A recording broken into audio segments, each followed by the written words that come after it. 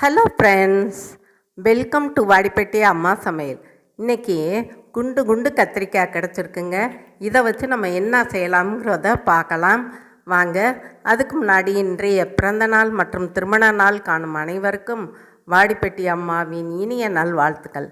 Skip பண்ணாமல் பாருங்கள் friends. பிடிச்சிருந்தா ஒரு லைக் ஒன்று போடுங்க.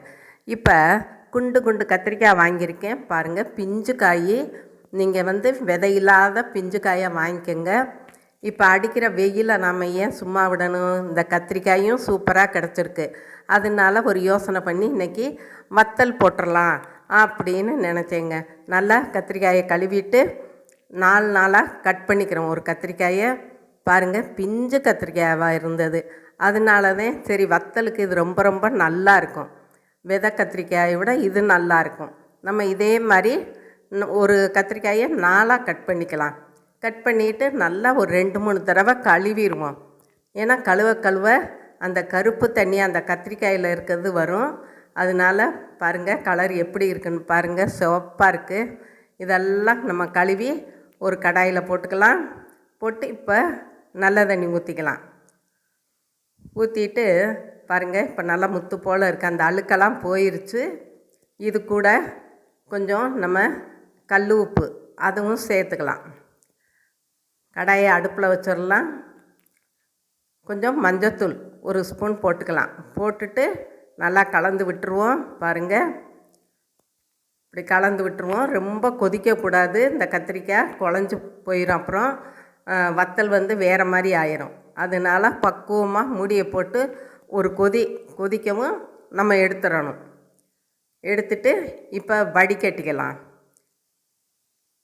பாருங்கள், இந்த மாதிரி வடிகட்டிக்கிடுவோம். தண்ணியெல்லாம் போகட்டும். போன பின்னாடி ஒரு தாம்பாளத்தில் நம்ம காய வைக்கணும். நல்லா வெயில் அடிக்குதுங்க மொட்டை மாடியில். பாருங்கள், இந்த வத்தல் 2-3 நாள்லேயே நல்லா காஞ்சிருச்சு. நல்லா காயணும். நம்ம நல்லா பிரட்டி விட்டுக்கிறணும். அப்போத்தே அந்த உள்ள விதை சதையெல்லாம் நல்லா காயும். எடுத்துடலாம். பாருங்கள், நல்லா காஞ்சி வச்சு சலன்னு சவுண்டும் கேட்குது. இந்த மாதிரி வத்தல் காயணும். அப்போத்தே நம்ம பொரிக்கையில் சூப்பராக வரும். இப்போ ஒரு கடாயில் எண்ணெய் கொஞ்சமாக விட்டுக்கலாம். ரொம்ப ஊற்ற வேணாம், தேவையில்லை. எண்ணெய் காயவும் நம்ம இந்த கத்திரிக்காய் வத்தலை எடுத்து போட்டுக்கலாம்.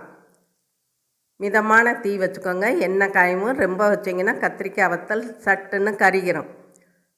ஒரு சாம்பார் சாதம், தயிர் சாதம், ரசஞ்சாதம், ஏன் பழைய சொத்துக்கு எல்லாத்துக்கும் அட்டகாசமாக இருக்குங்க. நீங்கள் இந்த மாதிரி இந்த வெயிலையும் விடாதீங்க, இந்த கத்திரிக்காயும் விட வேணாம். பாருங்கள், சூப்பராக வறுத்தாச்சு. இந்த மாதிரி கலரில் இருக்கணும். ரொம்பையும் கருக விட்டுறக்கூடாது. அதனால் எண்ணெய் காயவுமே நம்ம அடுப்பை சிம்மில் வச்சிடணும். இல்லாட்டி 1 செகண்டில் வத்தல் கருகிரும். சூப்பராக இருந்துச்சுங்க. நான் சாம்பார் சாதம், தயிர் சாதத்துக்கும் சாப்பிட்டு பார்த்தேன். அட்டகாசமாக இருக்குங்க. காய்கறியை சாப்பிட்றத விட இது ஒரு டேஸ்ட்டாக இருந்துச்சு. இன்னும் சோறு கொண்டான்னு சொன்னது மாதிரி இருந்ததுங்க.